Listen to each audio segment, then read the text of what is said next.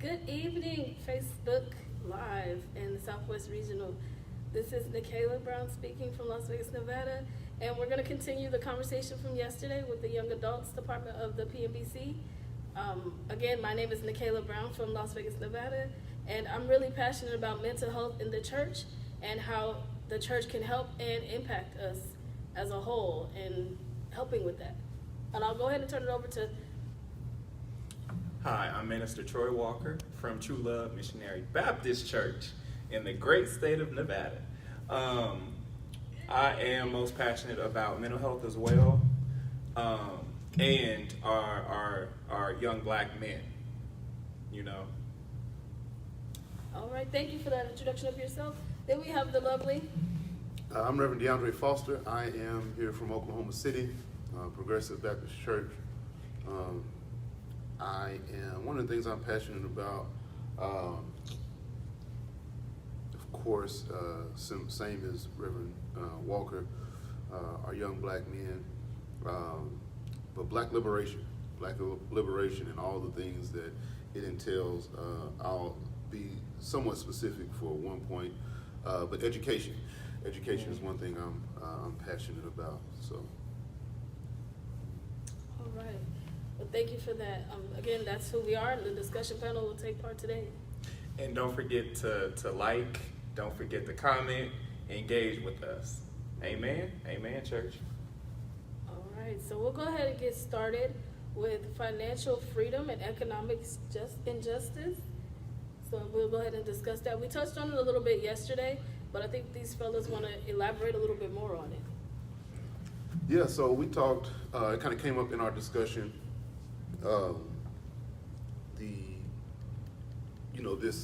This is titled A Call to Greatness.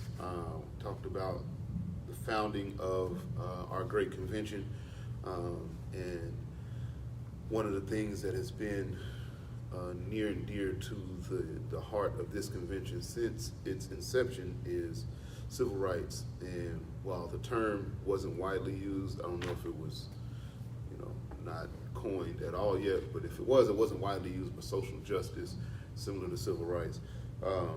But in that discussion yesterday, we talked some about financial freedom and economic injustice, and kind of talking about the fact that the wealth gap between whites and blacks in America is wider now than it was during slavery. And what are some of the things that we can do to start to change the direction of that particular ship for ourselves, in addition to, of course, pleading and protesting with the powers that be in this nation, in our local communities. There are ways that we can work to empower our community as well. The movement for abolition, when you think about it, it included people pleading with the powers that be in America to end slavery, to free slaves, but it also included people like Harriet Tubman, who was just freeing slaves. So we're just going to run away, and we're going to do our part to free ourselves while we work to end the institution of slavery. And so it's a two-edged sword for us as the black church. But what we wanted to talk about today was practical ways and ideas and thoughts that, obviously are not all in concrete, but we're just having a discussion about ways that as a convention we can equip our churches to better equip our communities to be free from some of these points that we'll talk about.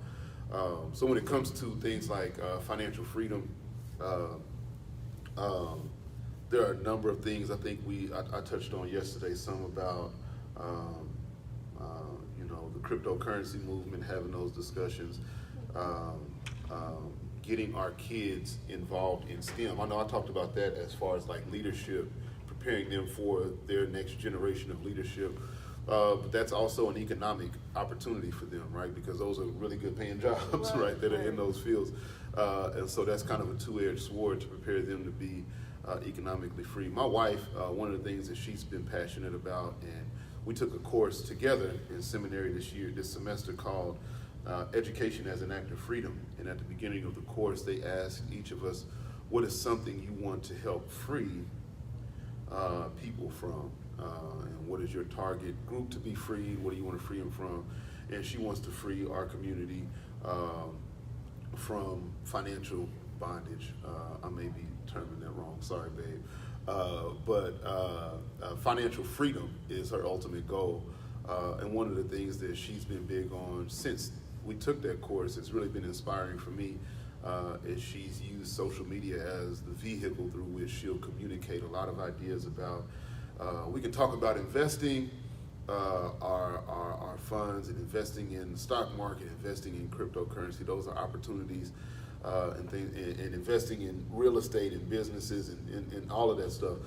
But one thing that is common among oppressed people is I might not be able to stay above water enough to catch my breath enough to invest in the stock market or invest in cryptocurrency. In other words, I'm just trying to make ends meet on a day-to-day basis, right? I don't know that I have it to, it sounds great and I believe you, but I need to make sure my family is fed tomorrow before I can invest any money in their future, right? And so they're, especially in this this climate, right? This inflated economy and climate. And so one of the things she's been doing is helping people develop budgets, right? Your budget is different than my budget because your needs might be different than my needs, right? I have 2 children, you may have 1 child, you may have 3, 4, or however many children you have. Or none. You may have none, right?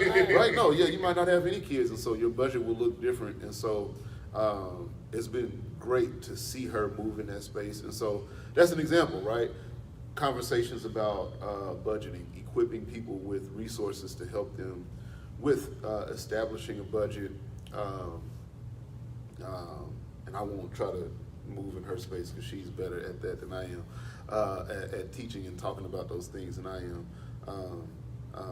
But doing it from a Christ-centered and a perspective of the church, because one of the things we've always encouraged budgeting because it's something that's worked for us for the going on 13 years we've been married, is we've always had a budget from the start. And one of the things we always kept at the top of our budget is tithing, right? And so we never discount or never take for granted the fact that God has blessed us to be able to do some things, afford some things that we might not have otherwise been able to afford or do had we not honored, his requirement that we tithe. And it doesn't always make sense. We'll look back and say, how did we do that? Well, we honor God with our tithing. But what are y'all's thoughts on, ideas for how we as a convention, this is a convention setting, but how we as a convention can help equip our churches to do that? Because some churches might think, well, I don't know what I can do to equip, my membership with financial, acumen. I think just being educated in it, having conversations like this about it. Mm-hmm. I think supplying the congregation with these types of conversations and classes and things upon it would help a tremendous amount. Because like you said, your situation is different from mine. You have 2 kids, I have none. I'm struggling, you might be struggling, you might not. And it does start with paying your tithes, but what follows after that? I still have to pay rent, I still have to pay car notes, I still have to deal with the inflation, all of that stuff around it. So having this type of conversation and discussion about these things with your congregation and people of all age brackets will definitely open the door to that financial freedom that you all discuss and so passionate about. I really, really believe that that's something that could help us as a whole. And not only helping just the congregation, but teaching the kids that. Starting with the kids and teaching them, you don't always have to go and buy fast food with your change, or you don't have to do those things. So just teaching them how to save and budget and what it actually means and the purpose of why they need to do it, and giving them a goal and setting a goal for that. I actually took a class on it was psychology of money. I took a class on that and how money actually works in America. It is scary that a lot of people don't know how it actually works. So yes, I completely agree with you 100%.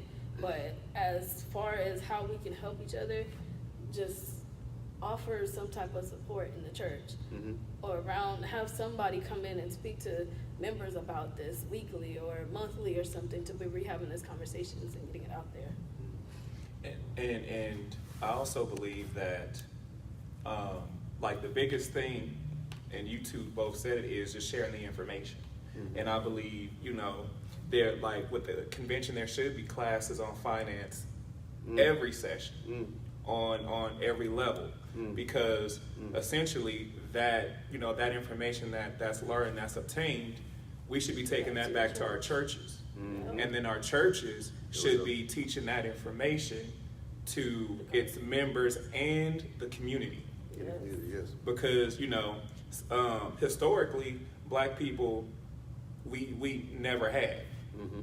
And so when you're so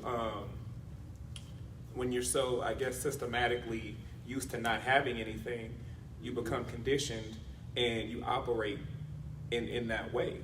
And it's important that we teach not only, you said it, not only budgeting, but also, you said like cryptocurrency and the stock market, and I even say business classes. Like, for example, when we all meet, one thing we could do is choose a black business to support. And so, for example, we could say, who was it yesterday? Yesterday when we went to the kitchen. And so that was good because we're spending with black businesses. And so we're recycling the black dollar. And so I think if we just think, not necessarily really outside of the box, but we become more relational and more community oriented. Because if, like in my group, everybody in my group that owns businesses, we support each other. And that's how it should be in the community.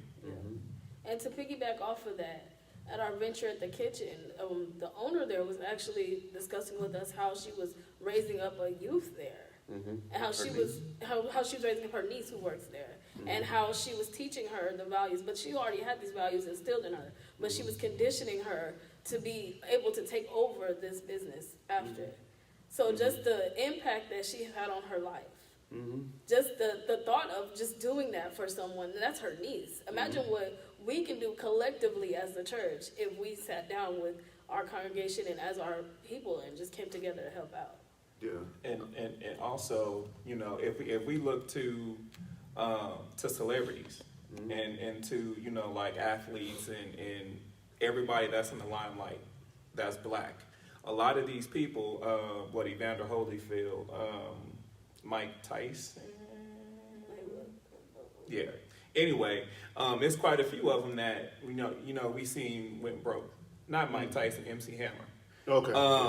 But they went broke because they didn't know how to leverage their income or their wealth to provide for themselves in the future. And so, like a lot of athletes, when they sign them $1 million contracts, they're not used to that type of money. So I'm gonna spend everything that I have. And if I end up twisting my ankle or tearing an ACL or something, and I'm out, or I have to retire because I'm not able to continue playing, then I'm gonna be screwed. Because I didn't plan well. A couple of things, but to kind of tie into that, Kyle Korver is I think he's retired now, NBA player, and he's a Caucasian NBA player, a retired NBA player. But I appreciated his transparency in highlighting the differences in the backgrounds of not all, but a lot of our black NBA players as opposed to white, whether NBA, NFL, hockey, baseball, professional players. He said he remembered being a rookie, and they were at this workshop where they were talking about these types of things, because those leagues try to equip, now they do, I don't know how long they have, but try to equip their rookies with knowledge about, okay, be responsible with your money, do these things and these suggestions. But he said he remembers sitting next to another guy that was drafted the same year as him, and he was talking about needing to pay off his parents' home and provide this for his dad and his mom. And he was like, why would you do that? And he said, I literally did not understand because my parents didn't need me to do anything for them. He said, I grew up fairly well off, and the only thing on my mind was what I could do for myself and my future. I didn't need to give my parents any money. I didn't need to pay off a home. They weren't in debt that I needed to get them out of. And he said, it's important that we understand the differences in our context. And these guys coming to the NBA, yeah, we may be making the same amount of money, but they carry a lot more with them that they may be responsible for. And I remember hearing MC Hammer talk about that. He said, you know, I was, you know, giving people from the hood jobs. You know, hey, you can do this for me, you can do this for me, but I just overextended myself and didn't realize, you know, how short that reach was. I wanted to put everybody on. I wanted to get everybody out, you know, away from what we had all grown up in, and I didn't know the extent to which I could and couldn't do that. One thing that, and I was going to suggest this in addition on the mental health topic, one of the courses I took in seminary, I forget what course it was, but they talked about pastors having a Rolodex, because I'm not a therapist, I'm not a licensed therapist, right? But if I have a member, if I'm a pastor and I have a member who comes to me and says, Pastor, I need therapy, right? I might not be able to offer them the therapy that they need. I'm gonna pray with them through it and offer them what I can, but it's okay as a pastor to say, I'm not a therapist, we're gonna pray about it, but here's a therapist I recommend, I trust and I recommend, right? agree. Because these people who who submit to your leadership as a pastor, would trust someone you refer to them, right? And we talk about the call to preach and how serious and how heavy of an assignment it is. It's not, a lot of people, when I was 5, I thought that preacher just got up in church and talked loud and hollered, you know, those were the words that came out of my mouth. I don't do nothing but get up in church and talk loud and holler. Now, I know it's a lot more, right? You get up and people are looking to you for a word to enrich their lives and their spirits, and there's a lot more to it. And so the same with this, right? And so it's okay to have that Rolodex of, I'm not a therapist, but here's somebody, you know, who can help you with that. I might not be a financial expert, but we have someone who can. Yes, One of St. John's associate ministers, we have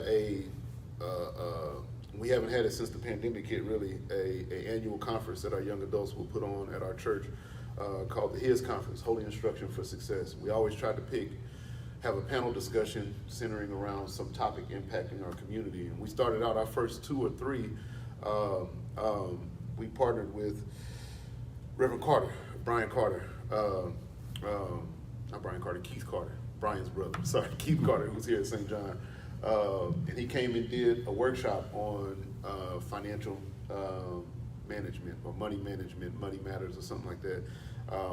And that even grew to, my older brother walked in, him and he put on an entrepreneurship workshop in conjunction with that conference, where he brought in,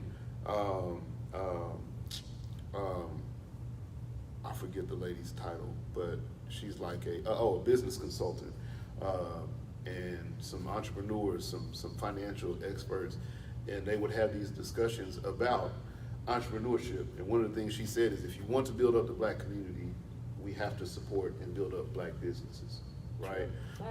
For a number of reasons. One, that puts money in the pockets of people in our communities. It keeps the dollar circulating in our communities. But also, when we need, I've seen local businesses sponsor athletes going to camps. My younger cousin, who is now about to be a professional basketball player overseas, I remember a local ICE event center and grill sponsoring him to go to a camp in Houston when he was in, I think, middle school or high school. And those types of things, they, you know, at the time at least, they may be now, they may not have been able to do that for a boatload of kids, but they did it for a kid in our community, from our community, and now he's going on to be a professional basketball player, right? But those businesses can provide those sponsorships even for things like this. One of the things I've always loved about our region is, and I don't know that we have it this year, but we typically have like a vendor area where we have different people who have their own businesses, whether it's church hats, you know, suits, scarves, clothes, apparel, whatever it is. Those types of things can feed into building up the black community. But like I said, that entrepreneurship workshop was huge because it was empowering. Everybody that came talked about, and didn't charge.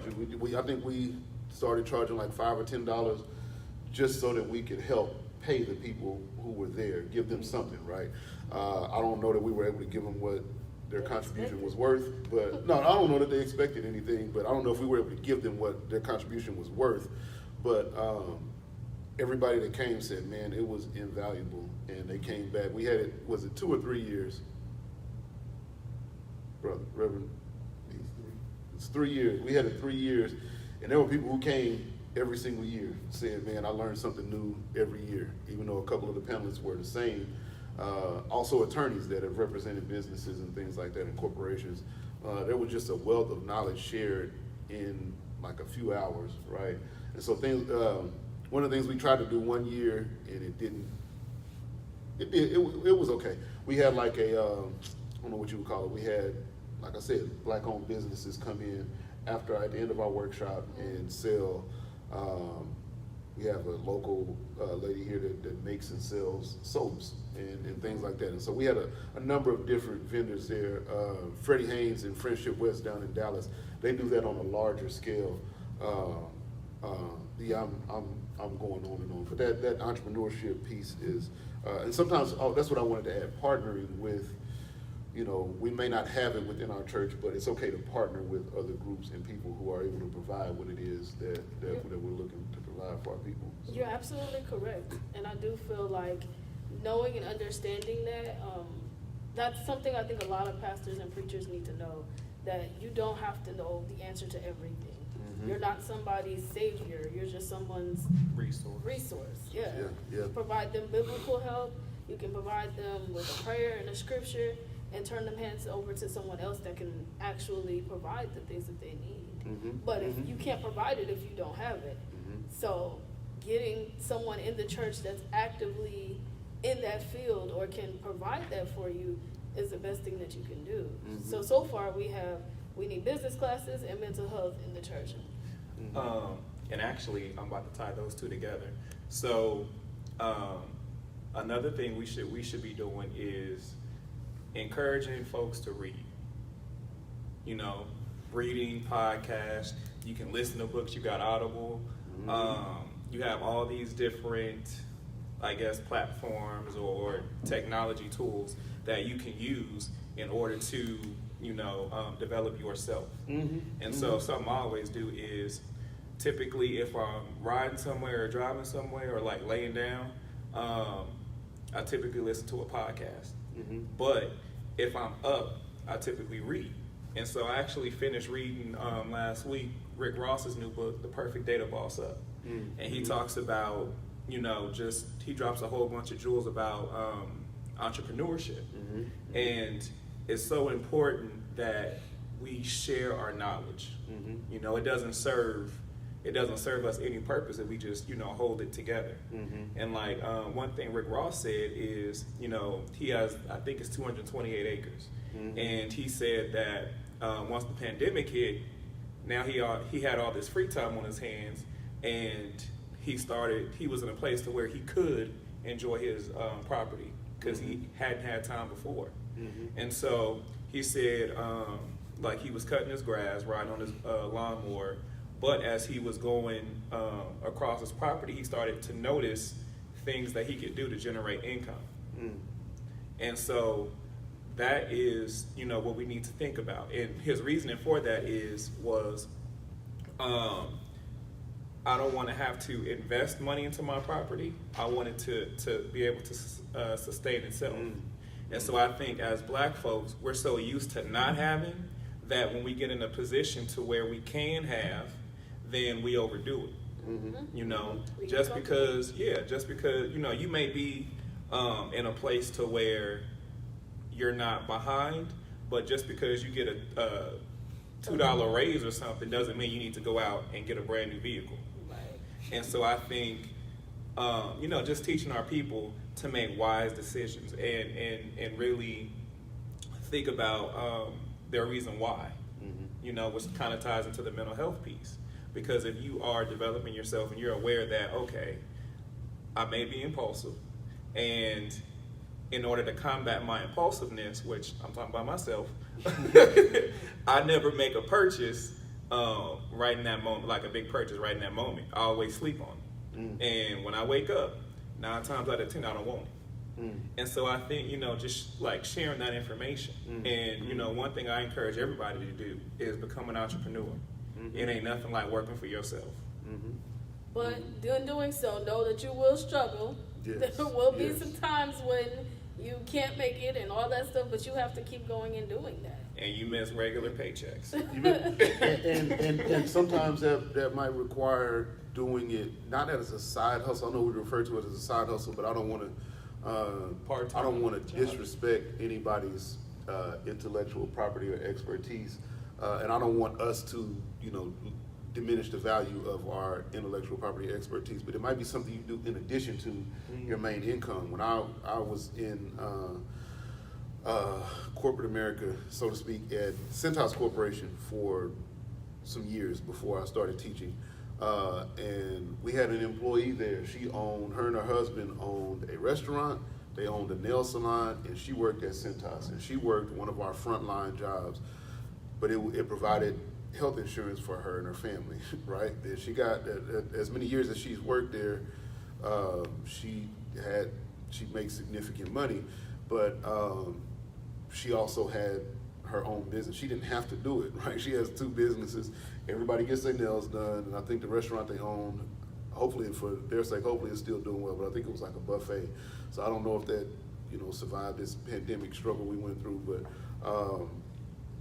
now, me and my wife have a property management company we own, but it's something that we both do in addition to our primary income, right? And so you may have to do a little of both until your business is able to sustain you. Because like Sister Nikayla said, you're going to go through those ups and downs. Entrepreneurship is not always what people only show on Instagram. They only show you the wins.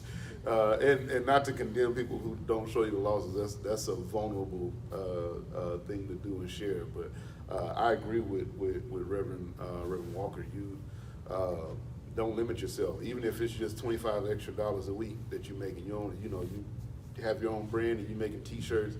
You only make $25 extra a week. That multiplies 52 times, and you have that much more money this year than you had last year. And then, as he said again, always reading and learning.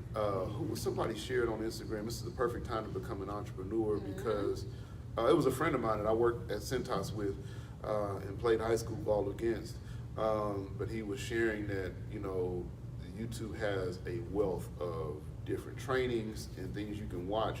And he said, I think he's in pharmaceutical sales, but he said, I'm currently learning how to do drywall, certain things like that you don't ever really have to be broke, because there's always all of this remodeling. People need drywall done and redone in their homes. He'll always have that skill in his back pocket, whether he's actively doing it or he just says, I need to make some extra money. I can go do this for some people.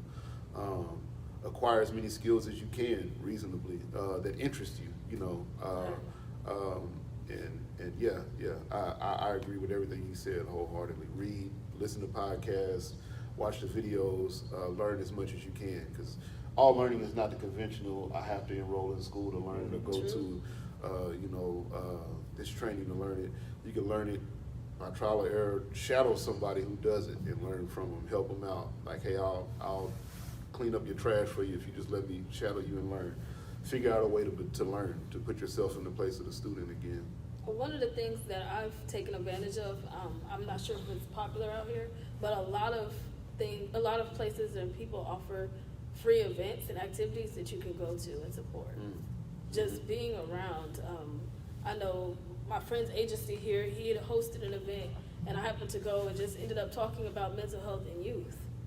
And finding out so much valuable information. And it was a free event to talk about how young kids nowadays are committing suicide because they're being bullied. And not only was it just the testimony of this young lady, but they brought in therapists to talk about how families contribute to that stuff. And how families overlook it and how they're not seeing and understanding it.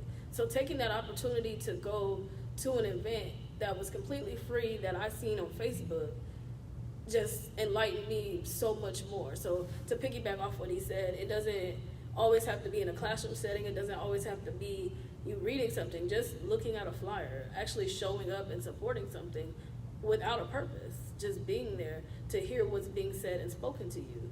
Because I would have never guessed how your family, how our families as the Black community contributes to a reason why someone would want to commit suicide. Mm-hmm. Mm-hmm. And just as a household, as a family member, I would have never assumed that. Mm-hmm. That was one of my events. Yeah, it was one of the events that was posted at your center. Okay. So I liked what Reverend Foster, what you said about, what did you say? Learn as many skills as you can. Mm-hmm. Like I've been doing that for like 12 years, and that has gotten me a long way. Mm-hmm. Like I started out working at UNLV as a student worker back in 2012, Mm-hmm. and I did that for some years, and then that got me, I switched around a few departments, that got me involved in wanting to give back. And so I ended up working with survivors of sexual assault, domestic violence, and stalking. And so that got me involved in really wanting to make a change. And so I ended up going to work for another nonprofit where I work with 15 to 25-year-olds who experienced their first psychotic break. Mm-hmm. And then that led me to go work with at-risk youth who were either incarcerated or who were getting released back into the community. Mm-hmm. And that allowed me to find out my passion was criminal justice, Mm-hmm. and especially like our young Black men. Mm-hmm. I think we don't, like, if we truly look at it, I believe everything is so intertwined. Mm-hmm. Everything is intersectional. Mm-hmm. And I believe we don't put enough emphasis on trying to find out what the root cause is. Because if we look at, okay, our Black men are going to prison, they're going to jail, they're being prosecuted and convicted of like petty crimes. Mm-hmm. Mm-hmm. So so that is our problem. But if we go back, okay, so what's leading them to this? They go elementary school. Yep. Teachers are saying, Yep. your child is too hyper. Yep. Then they want to put your child on Ritalin. Yep. And they tried to do that to my brother. My mama was like, no. Yep. And so, but I believe if you don't know, then that kind of puts you in a precarious position, because then you're basically open to anything. And so if we look at it, our young Black men are being kicked out of class because they're too rowdy. Not the teacher saying, okay, how about we do some type of different activity Mm-hmm. to engage you so that you're not being hyperactive. Mm-hmm. And child gets kicked out of school, they have all this free time on their hands, and they get involved in gangs, they get involved in, this street life, or, any other, I guess, stuff like that, or Mm-hmm. groups like that. Mm-hmm. And then, boom, that's the life they live. They become an adult, and they're getting arrested. Mm-hmm. And so I believe if we put more emphasis and more resources into, our children, then we would be in a better position. Mm-hmm. If you grew up in a house where, your parents struggled, they didn't even live paycheck to paycheck. They lived without. Yeah. You're gonna adopt those same habits. Yeah. Yeah. And then you're gonna adopt, those same, like, instead of saving, you're gonna end up spending. Yeah. Yeah. And you think that's normal. Mm-hmm. It's not even just those habits; those things follow you in life. Like the pipeline to what is it? The pipeline. School to prison pipeline. School to prison pipeline follows you in life. Like if you were a bad kid in school, you're probably going to be a bad employee. That's what they're assuming. That's what they're saying, because that's what they're taught at a young age like that. I've learned this from working in childcare for a few months now. I've seen it. I've took classes on this. I've read papers about it, And working in childcare, I literally see how people treat young black kids and how they're so misbehaved and they're terrible. But at the end of the day, nobody's really taking the time to even say hello to them.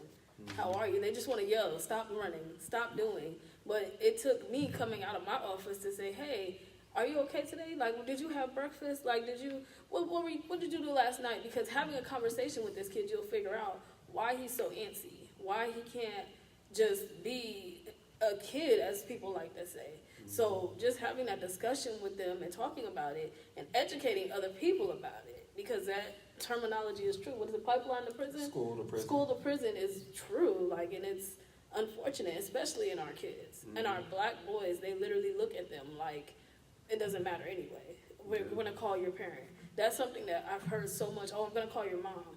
And it's like equivalent to saying, I'm going to call the cops on you. And when you're 10, like when you're 13, that's all they kept telling this kid. And I just look at him like, y'all could just talk to him. And he would be a whole different kid when I'm around, because we would have a conversation, we would talk. And being the only black female adult in the room to come out and have a conversation with him, I can tell that he felt the difference. You know why? Because you got a relationship. Yeah, because And I think, as humans, we are social people. Yeah, We are relational people. And I think that's kind of where the difference is. And I would say the blessing and the curse. Because as relational people, if you have, 4 other people in your circle, and they are all on the same level as you are, you're not going to grow. Exactly, I agree. But, if you surround yourself with people that, are at another place than you, then that motivates you.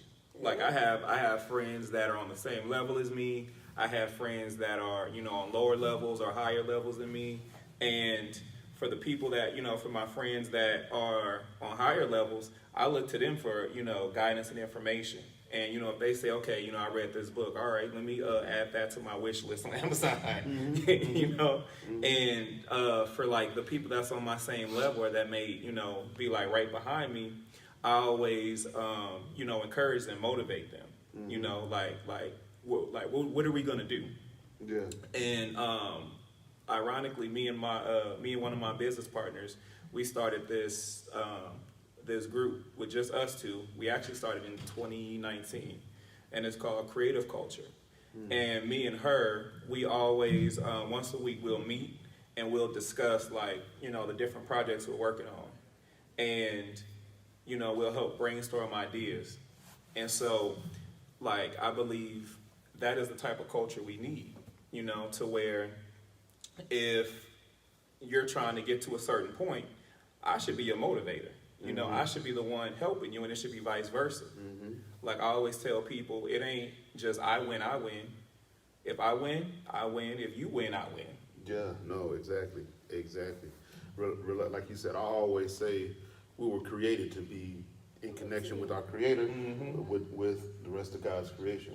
That's why we're relational people. That's why the cookout, the fish fry is so near and dear to my heart.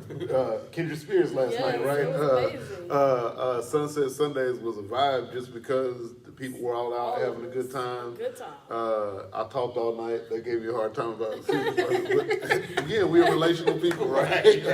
He's definitely a relationship. But y'all spoke on relationships, man, and as a teacher, a couple of examples. Nikayla, you talked about response to hyperactive kids. I had a student, and he's diagnosed with some struggles and has some medications that he takes. And I had him for 2 classes. I had him first hour, and I had him also like the next to the last class period. First hour, he had taken his medication before leaving home. He was never an issue in the first hour, but he would get, as the day goes on, he was, so that by the time I had him 6th hour, he was a handful, right? A very big handful. And one thing I learned to do, though, was give him responsibilities. Yep. And he would take them serious right now. Yep. Because other students, I don't know that other students really knew his diagnosis, because we're not supposed to share that stuff. So I don't know if someone else before they got to me had shared that stuff, but they knew kind of how he was. They knew if you kind of poke at him, he's going to respond, and he would do it in a real funny way. Like he knew he was being funny, and he would do it in a funny way, and that makes everybody laugh, and that kind of takes it. So navigating, okay, giving him this responsibility and also guarding him from other people picking at him to the point where he loses it and he has to get kicked out of class. And even if he does, holding those kids accountable, like, yeah, he blew up to a point where me and him, today couldn't get back down to a point. But you contributed to that. You know better than that. You know how this kid is. Let's not do that because, he could still be in class with the rest of y'all, but also, like, you talk about relationships mattering. Like you said, like, talking to kids. I had a student this past year. He was always a quiet kid. And as a teacher, a lot of times you want, it's like being a preacher, I guess. You want your class's engagement, right? And to kind of, you kind of feed off of their engagement. And when kids aren't responsive, sometimes you think, oh, they don't care. You might get offended. You might, whatever. But this kid, he just, and I actually saw it in him throughout the day as I saw him passing my class. But I pulled him out in the hallway. Is what I do most of the time. Students know I don't really care to write you up because it takes time to go in the system, find your name, fill out the I could be lesson planning, and they make it as convenient as possible. But I could be lesson planning. I could be doing something else. Right. I don't really care to contribute to a paper trail on the student. You know what I mean? I don't really care to get you in that kind of trouble. Because it could be something that we could talk about, resolve, and you don't have to miss school, you don't have to be suspended, you don't have to go to ISS. Let's do it that way, preferably. And I tell my students that up front. I said, we're going to talk before I write you up. I said, now, of course, if you push me to the point where I don't have an option, I'll take that route. But I don't particularly want to do that. I know a lot of my students' parents, uncles, aunts, because I went to school with them. My brother may have gone to school with them. My parents may have gone to school with their grandparents. So I know your family some kind of way, most of my kids. But I don't always make that call because, like I said, this kid, I pulled him out in the hallway and said, what's going on, man? I can see your eyes are glossy. Something's wrong, like something's bothering you. What's going on? Is everything okay? And no, I'm not. And he breaks down crying and tells me what went on, And I'm like, man, one, thank you for being here. Two, thank you for keeping your composure throughout to this point in the day because I said, that's why I wanted to pull you to the side because he's a big kid, but he's a nice kid, right? And I said, somebody could have said something jokingly trying to get you to smile and laugh, and you could have snapped on somebody, and I said, I wanted you to at least release this, and I'm glad you did. And I thanked him for even trusting me to even say what he said because, I understand it. I don't pressure kids to, I'm not a counselor, I'm a teacher, right? And I know kids don't have to share that. I reassure them that whatever they share stays between us, but I thanked him for trusting me with that because I didn't want him to bottle it up and not want to, I don't want to go talk to a counselor, I don't want to go talk to a therapist because along the lines of the mental health discussion, one of the reasons we had that discussion at our HIS conference one year, Black Minds Matter, I think was the theme for that year, is because sometimes there's some stigmas associated with mental health. And we're like, oh, well, something's wrong with me if I need to go to therapy or if I need medication or if I need this or need that. No, there's just an opportunity to improve your condition, right? And like we said, we all could use it. I quoted James Baldwin yesterday. If we Black in America and we just a little bit conscious of what's going on in America, we all walking around mad half the time, right? We all walking around frustrated, especially when it's hot outside. Their first little drop of sweat, I'm mad, And so I'm already mad because I'm a Black man in America. I'm even more mad because I'm a hot Black man in America, right? So that just takes it to another level. So we all could use some help, right? And so no, there's nothing wrong. I have a cousin that's near and dear to my heart that I always share with him, man. Like more than whatever other struggles you have, I want you to get help to, like, you've been through enough to warrant needing help more than any of us. You know what I mean? It's not that there was something wrong with you. It's just what you've been under attack from since you were born, right? Say that. We talk about, Moses and his story of being, having to hit out on all the firstborn of the Hebrew kids, Jesus, Say that. There wasn't nothing wrong with either one of them. There's nothing wrong with you, but let's get the help to where you're not trying to cope. Everybody around you. Yeah, well, you're not trying to cope by using other things that are not really helping you, right? And so, I think that having those conversations openly would hopefully help destigmatize the need for mental health in our community. To piggyback off of that, I adore you and I love you for the fact that you did that, because so often people are overlooked. So often people are overlooked. They're undermined. All of that. Like, so often people are just forgotten about. Walk around like that daily, and people don't see them, and don't. That's how anxiety is built up, because nobody's caring to ask, how are you? I see the signs, I see the features on, and the fact that you thanked him for sharing that with you makes me even more like astonished by who you are, because a lot of times people are just like, what do I do with this? Like, why did you tell me? But, you know, just the fact that you cared enough to say something shows that God is really inside of you, because that's something that we all should be doing, specifically in the church. It's so often people come to the church and they're looking for someone like that to just cry to. Not even, you don't really have to ask, just hold me and let me cry. And I'm just using me like, you know, as a metaphor, but just be there for somebody, support somebody. Yeah, we can go to therapy. Yeah, we can do all that stuff, and we can find a friend. But in the same breath, there's nothing like crying in God's house to help cleanse whatever it is going on. Because clearly the Spirit is in there to help with that. So just cope with it there, and somebody just cultivate that and help it and love it. Like, just being in that, wow, that just moved me. Like, you get me? DeAndre, I was going to mention to you, there's a lady by the name of Myra E. Freeman that's watching this live. And she just wanted to ask the question, and she just asked, do you teach at a private school or a public school? Her name is Myra E. Freeman. I absolutely do not teach at, thank you for your question, Myra. Thank you for joining us. Do not teach at a private school. I teach at Frederick Douglass High School in Northeast Oklahoma. The oldest school in the state of Oklahoma. Yeah, the oldest school in the state of Oklahoma. Yeah, see, they're not even from Oklahoma City. They know it, in pride of the east side. Yeah. No, I teach at Douglass High School, so not a private school, but public. And to the people out, did you have another question? No, that was it. Okay. To the people watching, if you are a member of a church, if you're not, hear what I'm saying, because this is another discussion I had in a group chat with some male friends of mine, is the benefits.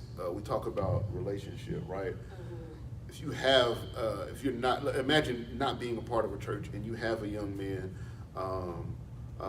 that's your son, you have a son, and, you know, you're struggling to connect to him, to get him, whatever. Imagine the benefit of that young man being in church and having a connection to somebody like Minister Troy Walker, right? That's an in church. He might not be able to have a formal mentoring partnership, but he probably would be interested in it, right? A mentoring relationship with him, but your son at least gets to see this young man move and live and operate on a weekly basis on Sundays. Twice a week if you're there on Wednesdays, right? And in addition to that, any, you know, other youth programs or young men programs that the church might have. I think I shared it yesterday, man, and this is just a small benefit, you know. My pastor growing up, Dr. T.J. Roberts, in this convention, he would always tell me, leaving church, you're looking good like a black man should. And I took pride in that, right? I grew up thinking a black man is supposed to look good. So I got to keep my game up, right? I got to stay on top of my game. Two, especially if I was wearing a suit. My parents used to dress me in these suits, and I liked wearing suits, especially hearing Dr. Roberts tell me that, because I always thought he was fresh and sharp. So if he's telling me I look good like a black man should, I look good in a suit, right? Little things like that go a long ways. You never know, like Reverend Carruthers is not visibly on our stream, but imagine a young man being in St. John Church and connected to a Reverend Carruthers who can say, yeah, man, I can show you how to run this live stream. Yes. Yeah, and now they have a skill that can go with them anywhere, right? They didn't even have to enroll in the class. They just sat up under Reverend Carruthers. There's so many, and I'm not even getting to the young women, learning from the women that serve in our churches, that lead in our churches. Even some of our churches have women that preach and pastor in our churches. You learn so much about leadership, about how to carry yourself, how to have pride in yourself as black people, being a part of the black church. And that's why, you know, I'll say it over and over again. This isn't a slight. I'm not into, like, you know, rivaling other religions, or other institutions, but the black church is probably the best suited vehicle through which we can empower our people and ultimately liberate our people. have the structure, here in place. And especially if you consider in a PNBC church on campus. I was going to add to that, being black is lit. Just Yeah, saying. yeah, no, it is. Being It really black is. is lit, and being in a black church is even more lit. Yeah, absolutely. And I'm glad both of y'all touched on the black men and mental health, because I'm about to drop a shameless plug. Yes, do it. Do that. So let me back up. So in 2018, I founded a nonprofit called Impact Nation Community Services. Mhm. And what we do is we're unlike traditional nonprofits, because traditional nonprofits, they have like a formal structure. And we have like a formal structure, but we adapt our programs to our community. So if our community, for example, 2020 during the pandemic, everybody most people are laid off of work, struggling to make ends meet already. Now you got to deal with, just the trauma and just the thoughts of being locked down, as well as I'm struggling already. So now how can I make ends meet? And so we ended up giving away like $10,000 to families that had at least a child in the house. And literally all they had to do was just provide us with like their name, number, email, address, and then answer a question. And that question was, how has COVID-19 impacted your income? And I think the most we gave away anywhere from like $150 to $500. And Wow. I believe that is what we need more of. We need organizations that don't say, based on research or based on what we feel, the issues are A and B. We need organizations that's going to say, okay, right now the issues may be A or B, but we seeing this C issue that's coming up. So let us start to, see how we can address that. Organizations need to be more proactive than reactive, and actually think with the organization in mind. And then also in 2020, me and two other people founded a behavioral health agency called Still Standing Empowered. And I ended up doing a career day probably about 2 or 3 months ago at an elementary school. And I ended up going in to tell them, the businesses that I own, the stuff that I do, and it ended up turning into mental health. And the classes we were in were, it was 3 5th grade classes. And so go in, tell them about what I do. They start asking questions, and their questions are, like, what classes do you have? Do you have classes for, for kids? And so, like, some of the kids shared like their stories, and one little girl, she was dealing with trauma because she had this cat. This little white girl loved her little cat, and the cat ended up dying.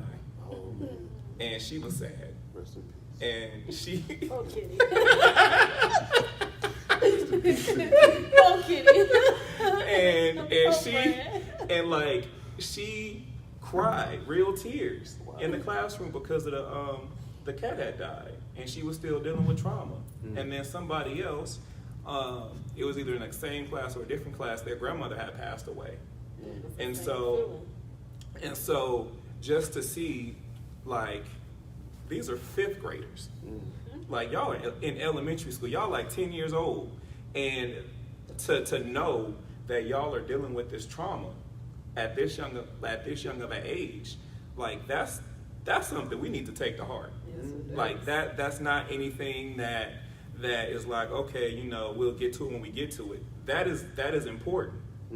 And like, I could have switched it to back to what I was doing, but for each class, that's what we talked about. Yeah. Because, and I even taught them about coping skills, because a lot of kids, actually not even kids, a lot of people don't have coping skills, and so they turn to cigarettes, they turn to drugs and alcohol, because that's the only way they know how to cope. And you know, I've just recently started sharing that I've experienced, you know, depression and anxiety at least 20 years now. And growing up, I didn't have anybody to look to. And so it wasn't until I was in my 20s when I decided to get help. And, you know, I got help, and I even, you know, shared, like, with my mom, you know, like, the different feelings. So even now when I talk to my mom, she's like, you know, how are you feeling?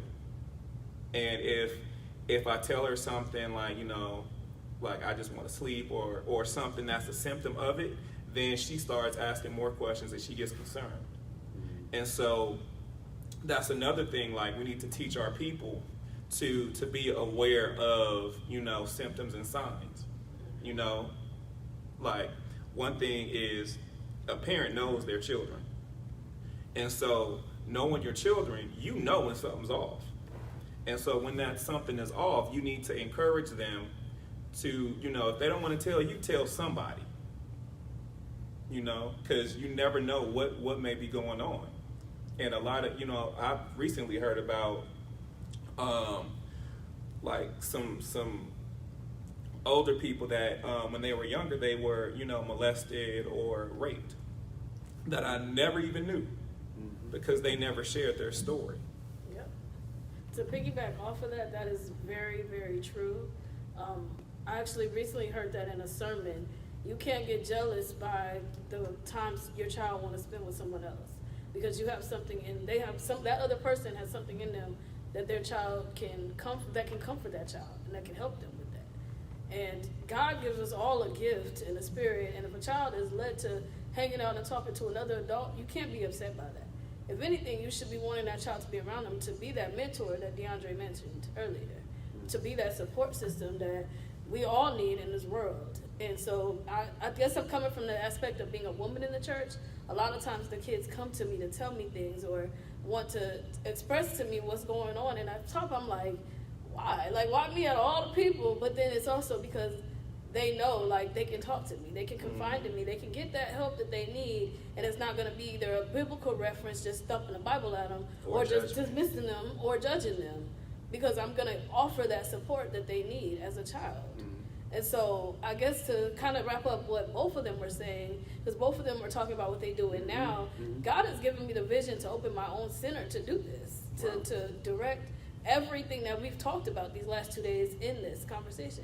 I want to direct children and mentor them and help them with everything that came up in these last few days and how God is leading you to do things, and this is the stuff that you can do, financial freedom, and how you can be who God called you to be just by learning that from people around you, having this support system, and just creating this. So having this vision and having this goal is a powerful thing, and it's kind of scary to me that I'm sitting here talking about everything that's coming together so well, and it's because this is literally how it's supposed to happen. Everything I've learned in these last few days has just shown me that giving this advice to people and helping people and being there for someone is just what God has done for me. Wow. I just had that connection. I'm sorry, y'all. I just connected it all together. That's just stuff. Because I actually forgot to mention, so after the career day thing where the kids wanted to, they want to share their stories, that actually, so from that experience, God gave me the vision to become a mental health advocate. And so I've always been one. So most conversations, I'm talking about Black people and mental health. Just saying. That's it. That's all we can do, really, because that's what we can relate to. I've been there with you. God knows. And you know, working with the at-risk youth that I worked with, like the boys, they stayed around me. Like I remember this one youth prison in Vegas.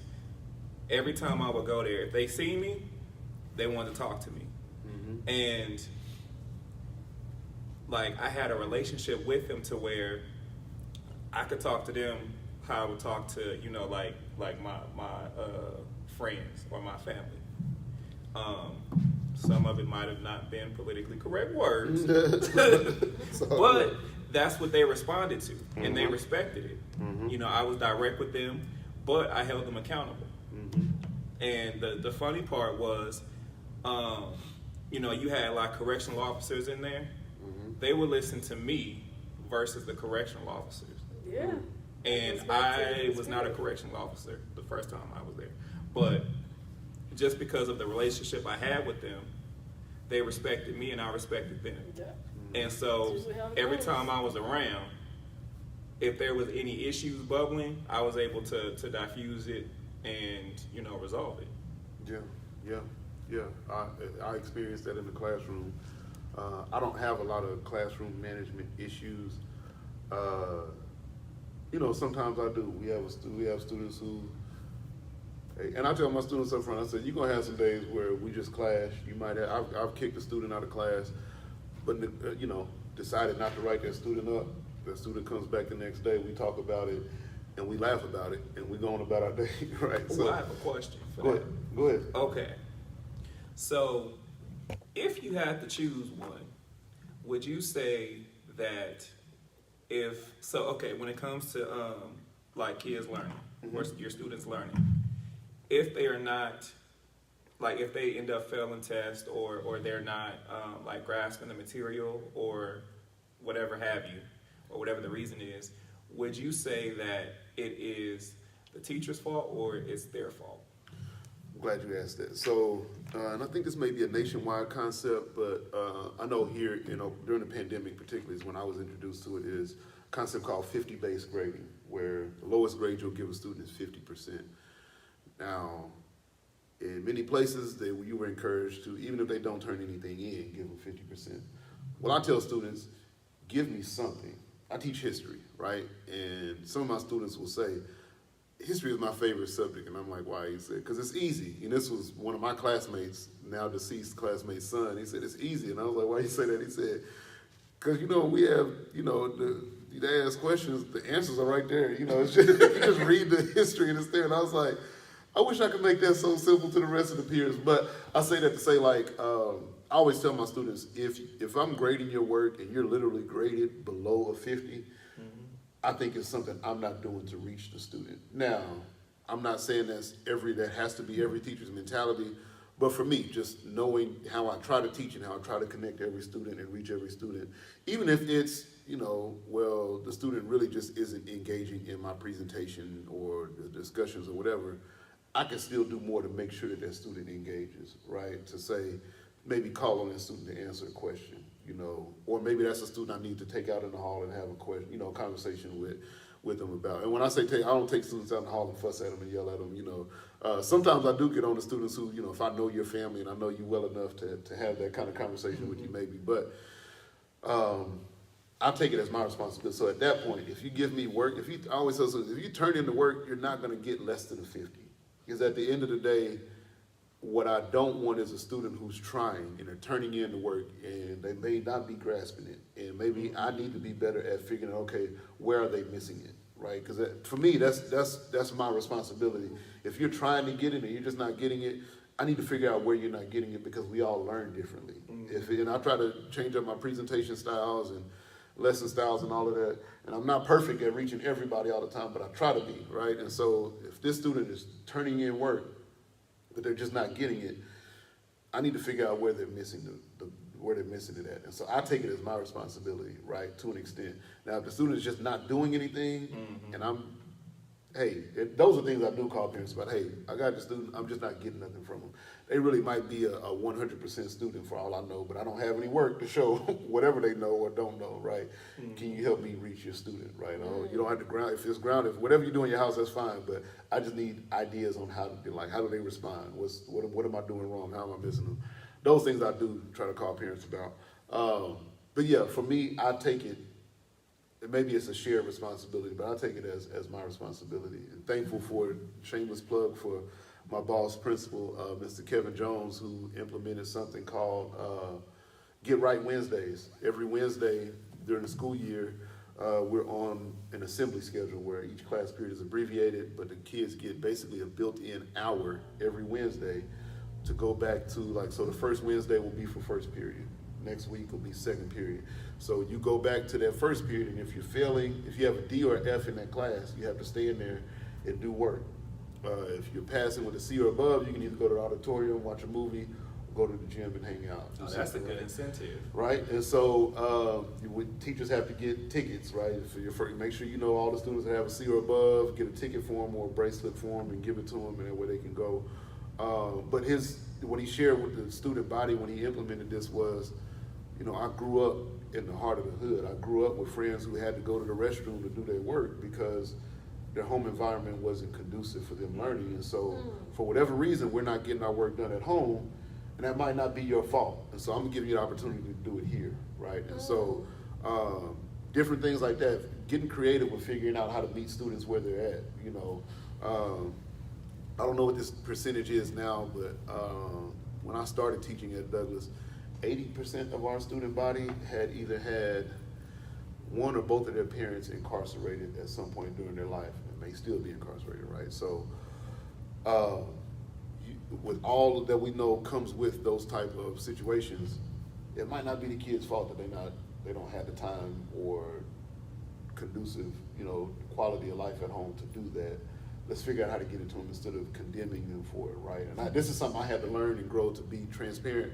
I had to learn and grow because I would often get on to my students about, why aren't y'all doing y'all's homework? I'm not doing the homework. Y'all not doing it. And Mr. Jones, he wasn't speaking to me, but you know how it is in church, preaching out, calling my name, but you're on my road. You stepping on my toes, right? But he was speaking to me and saying that, right now. yeah, like that sometimes students, they just don't have it. And for me, I'm aware of that, but at the same time, my context, I had a home life that was conducive for it. It was required.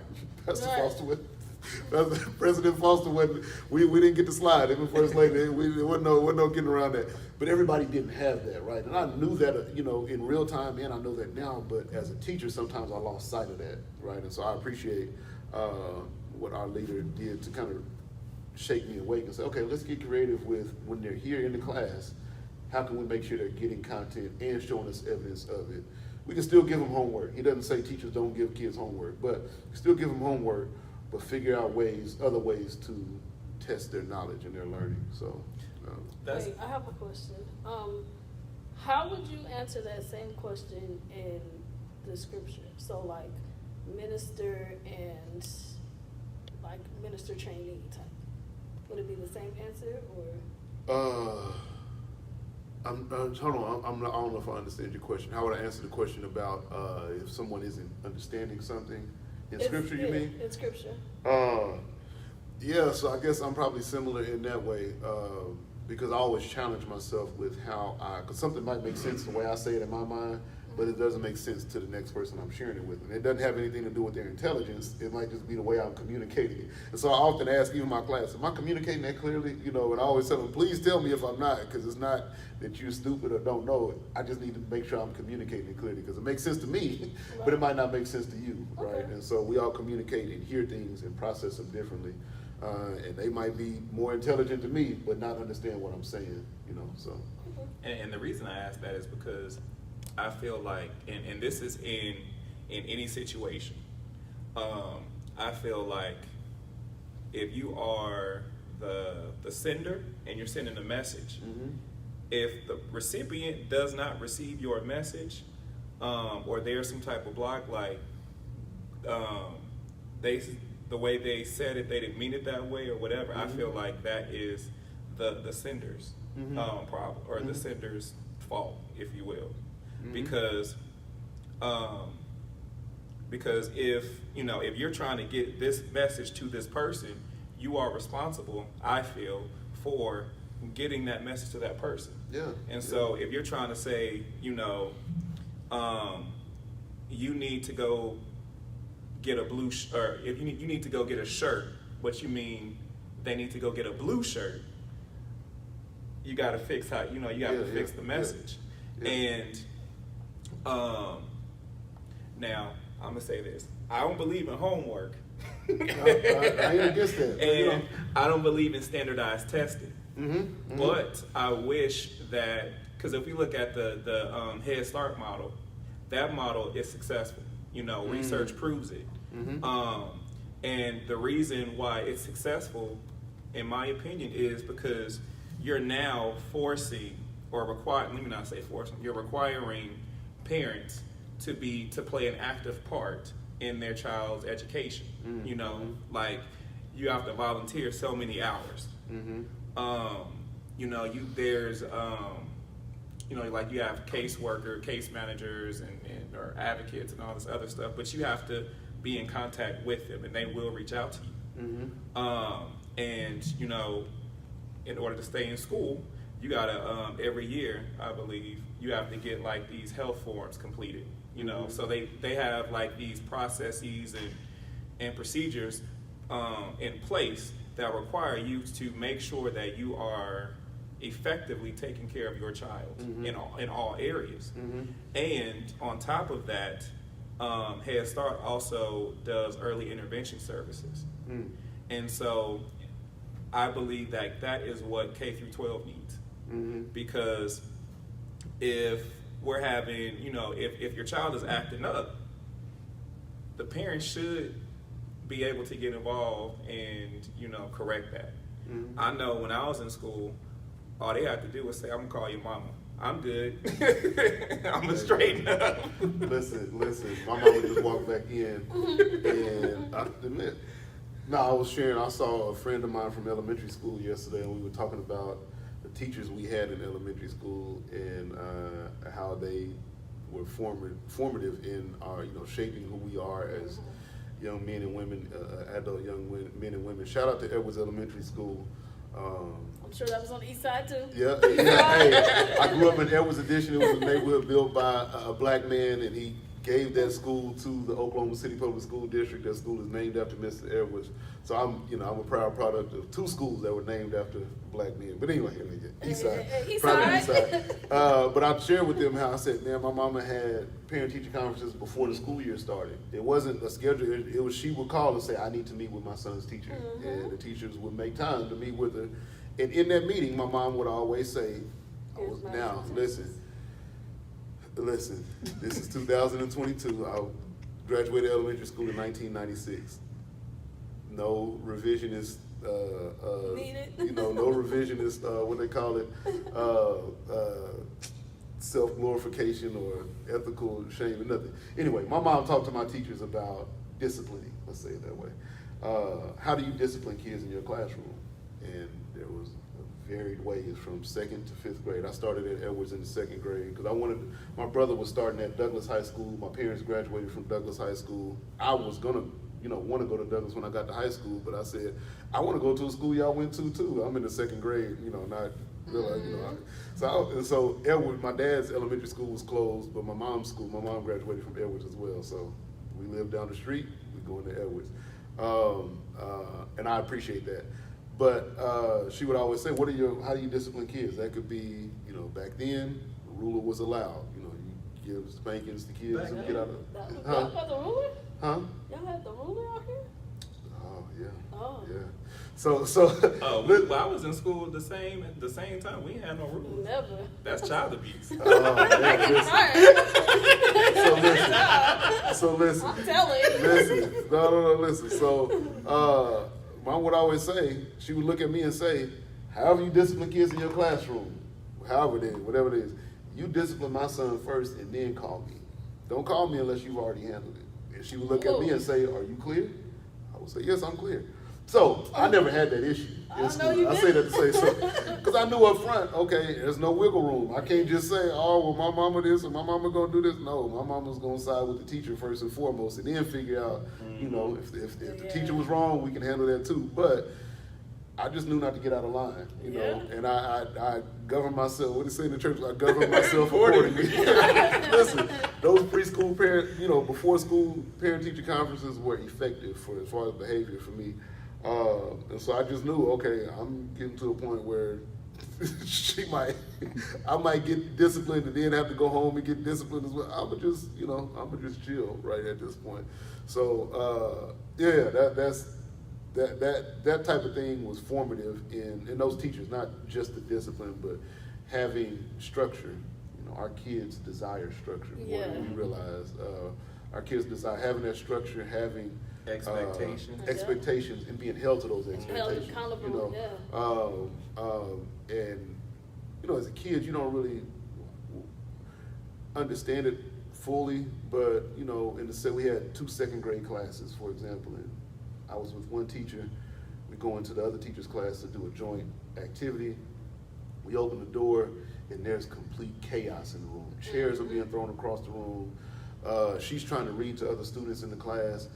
And Another- she ain't noticed it. There's another student, got another student in the headlock. She notices it, and so, but our teacher, to kind of protect us from thinking that was okay in her classroom, said, "Okay, y'all gonna stay right here for a second. And she went in there and got it Y'all together. better not get out of line. Y'all stay in line right against this wall. I'm gonna step in here and I'll step right back out." She Was went in y'all there. teacher black? I was just about to ask that. What the was the other other one was teacher? not. She Okay, was not. that's So why. she stepped That's in. exactly why. She stepped in the classroom, came out 3 minutes later, and we walked in, and it was a completely different classroom. Yeah, and so she exactly. said, "I don't want y'all thinking none of that is okay. It's never gonna fly in my classroom. Y'all That can is switch to this exactly classroom. right. It's never okay." But in adulthood, I thrived under that type of leadership, right? Of course, not the discipline like that, but I thrived under leadership that had structure, expectations, clear expectations, and it held me accountable to expectations. Even where I came up short, hold me accountable to it. You know, Say that. whether I Say played that. football in college, coaches that held me accountable to my mistakes. I thrived under that. Don't let me slide, you know, Say because that. in my mind I'm holding myself accountable, and I'm expecting you to hold me accountable. But when you don't, you know, yeah, I'm going to hold myself accountable, but that added discipline always helps. You know what I mean? It helps. Okay, yeah, I know. Even when I think I can get lazy, I can't go below this level. You know, I can't drop this. I can't drop below this standard. And I think we don't equate that to, like, okay, we have the discipline side, but we don't equate that to, I guess, like our professional lives. Yeah. You know, I was just about to say that. like me as an entrepreneur, I know that, okay, if I say I'm gonna just take this week off where I'm not gonna work as hard, then that means that that's less money I'm getting, or and a bill might not get paid. Yeah. And so I think like we look at being held accountable as like with the disciplinary aspect of it, but we don't look at it from a development aspect. Right. Yeah. And a lot of people for don't, sure. especially being black. I know for me, I worked on a job for almost 9 years, and I wasn't getting held accountable to a lot of the stuff that I was doing. And in my head, I was just like, I didn't do this right. And I knew I wasn't going to get in trouble for it, but nobody said anything. Nobody ever did anything. So I started to tell them, hold me accountable. If I called off, if I didn't notify you I wasn't coming in, give me that point too. Don't do what you wouldn't do for somebody else. Yep. Yep. And they You were was like, doing no call, no show. yeah, I did it once. It was an accident, really. But it really was an accident. It was an accident. It be like that sometimes. I only worked one day, and then they scheduled me for 2, and I went in on that one day that I usually work, and they was like, "You wasn't here yesterday." I didn't work that day. I didn't know I did. It was an accident. But nobody even said anything, and I was just like, "Why didn't y'all hold me accountable? I should have." Yeah. I should have been disciplined, but I wasn't. Yeah. And it made other people feel like she never get in trouble. Like, what's wrong with her? And da-da-da-da. And it was just, I told them to write me up, but what else can I do? Like, that's on them. So you're absolutely right when you say that, having that discipline. And that goes, that also goes to talk about having, whether it's favoritism or not being consistent. Yeah, Yes, that's consistent. it, for sure. And I'm gonna be honest, and I'm gonna be very transparent. That happens a lot in the church. Yes, it does. And to me, that causes division. Yes, it does. Because, and I'm gonna be all the way transparent. So what some people have said is, okay, well, Jesus had his favorites. He had the people he was close with. The people that But followed him. but he still treated everybody with respect, and everybody had the same access. And so that is the model we need to look to. That's We what need to happened. make sure if you're a pastor, there's no reason why, one, you should not know every member of your congregation. And their goals and visions and things. Now, I mean, whether that's right, wrong, or indifferent, I don't know. That's my opinion. But even looking at mega churches, I don't see how you can be an effective pastor, because if you're a pastor, you are responsible for your flock. Mm-hmm. And if it's like anything, if it becomes too big, then you can't really manage it all. Mm-hmm. And so if you can't manage it all, then to me that makes you ineffective. Mm-hmm. And so if you have a 15,000 member congregation, then, and to me that makes you an ineffective pastor. Mm-hmm. But like I believe this is a conversation that should be had and should be taught, because all of us, from the head down to the feet of the toes, we all need education. Mm-hmm. We all need to look at, are we doing things that make sense? Mm-hmm. One thing I've always heard is we've always done it this way. Yep. To me, all you telling me is this is the recipe for disaster. That's it. And chaos. Because if you've always done it that way, that means you are not growing. Mm-hmm. And anything that's not growing is dead. Because time is filled with swift transition. Things change. And if this is the way you always done it, that means that's the way you did it in the 60s, 70s. Come on, and it's somebody. 2022. Say something. And the 2022 society, culture, however you feel about Different. society or culture, is responding differently. You know what I mean? And so Say something. even as a business model, Coca-Cola can't do things the same way they did them in the 60s, 70s, right? Speak on Things are changing. So we got to be able to grow. We got to be able to learn. We got to be and understand where those who are coming up under us, the younger generations, can teach us things. You know what I mean? Stuff as simple as my daughter teaching me different features that I didn't know were on the phone. It's like, how'd you do that? Oh, it's just. And she did it like it was nothing. Yeah, and Nah. she's 9, and I'm like, oh, okay. Scared you. Right. And so being able to learn and evolve, that has to be a part of our evolution as, as we're talking about the church. As We a have to church, evolve as with it. people. Shout out to, I don't think she is still with the PNBC church, but shout out to Reverend Dr. Brianna Parker, who does research and in that area of trying to help churches use data that is, you have the Pew Research companies. They don't really, their pool of their information doesn't come from our churches. And she specifically does work for the Black church. So I always shout her out in that and trying to equip churches with webinars, how to prepare for the changing society, right, and things like that. If you haven't tapped into her resources, tap into them. Black Millennial Cafe, that's her name, is Brianna Parker, Reverend Dr. Brianna Parker. Black Millennial Cafe, excellent resource. We've used some of her. She has a young adult Bible study that we use for our young adult department a couple of years. It was really good. So. Okay. Yeah, this conversation has been amazing. Always. Always a great time to be around two educated men in Christ. Black men. Black men in Christ. Yeah. And a black female. That's right. All the way. But no, it was an amazing time. I'm going to go ahead and conclude this. Do you all have any final thoughts or anything? No, I just, I'm grateful to be in the Progressive National Baptist Convention, in particular the Southwest region. Who was it? Our current regional president, my father, Reverend Larry Foster Sr., is always intentional about sharing that our national convention's first 2 presidents came out of what would eventually become the Southwest region. And so, very proud heritage. 2 other additional former presidents, Dr. Jemison, who's the pastor of this wonderful facility that is hosting our convention this week, and Dr. J. Alfred Smith Sr., who I don't think will be able to be with us, but hopefully he's able to tune in and know that we're doing our best to be the church that we should be. So, I just wanted to shout out to the former pastor, President Kent, and say, yes, ma'am. I'll be following your footsteps and headed to Baylor in the fall. There you go. And Waco, and I'll be getting my master's in divinity and social work. So I've been hearing all about you going there, so I'll be right behind you. Thank you for that. Leaving your legacy there.